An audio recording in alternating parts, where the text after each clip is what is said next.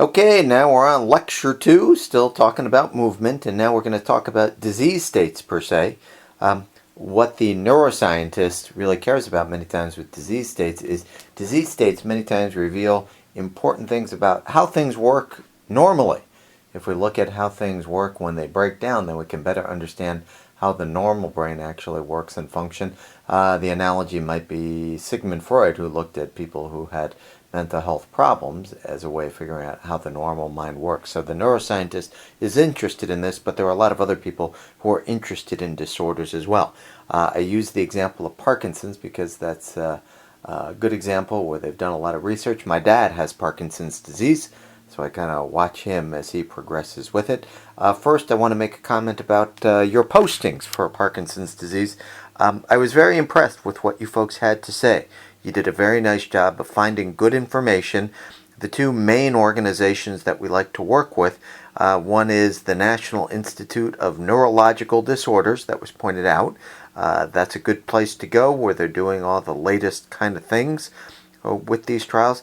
The other one that was pointed out was the Parkinson's Foundation. The National Parkinson's Foundation is a good one as well. And if you really want to get involved with clinical trials with medications, you can just go onto clinical trials and see the latest and greatest with a lot of these things.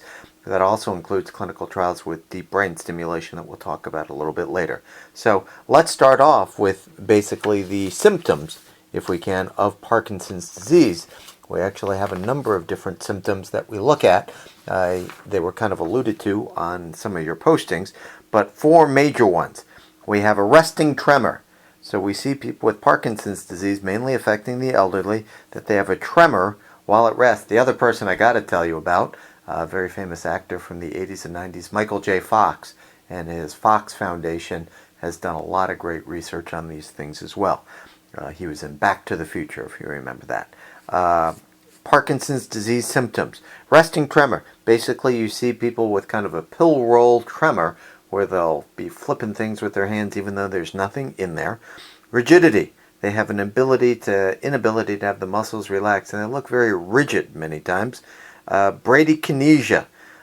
When they do movement, they don't really show spontaneous movement anymore. It's forced, it's exact, it's very precise, and it looks very difficult to do. And then postural instability. You see them with problems with balance. They have an inability to kind of coordinate things, and their posture looks bad. Many times there are potentially falling episodes that happen. I'm actually very pleased my dad moved out of his house, the house where he and Mom raised the 4 of us growing up in New Jersey in the 1980s. That was a 3-story house. He moved out to Hawaii, where my 2 sisters are, and he's got an assisted living situation, and it's a 1-bedroom studio apartment. So there are a lot of things that are there. So when people have Parkinson's disease, we like to get them assisted living as well as far as resources, and there are things online you can go to get some of that information. So you should know the symptoms of Parkinson's disease. The other big deal with Parkinson's disease that makes it kind of interesting from a neurobiological perspective is the idea of what's going wrong with the brain. This idea of mind and body and reductionism again. Can we just take all these symptoms going on and reduce them specifically to one part of the brain with one neurotransmitter and one kind of fix on things? Remember, that's the idea with type reductionism. Kind of a 1-to-1 reduction between mind and body.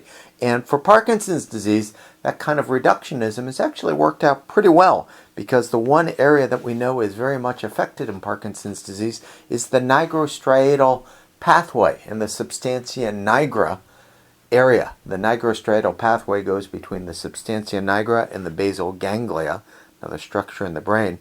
So the neuroanatomy is when somebody has Parkinson's disease, this area seems to really take a hit. It really goes down. There's a ton of dopamine in this area of the brain, and so it's been linked that Parkinson's disease is you lose your dopamine. You don't have enough dopamine to do things that you need to do up there in the brain.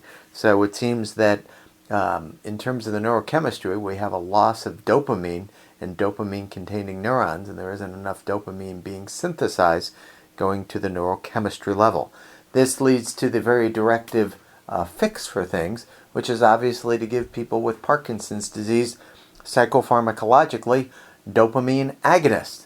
The most readily available product, and you saw this with some of your postings, was L-Dopa. L-Dopa is used. L-Dopa can be ingested, and then it gets through the blood-brain barrier rather easily, and then it'll be synthesized into dopamine in these key areas of the brain, and that seems to really help a lot of people with Parkinson's disease, although it doesn't stop the destruction of the neurons over time, but it seems to be very, very useful.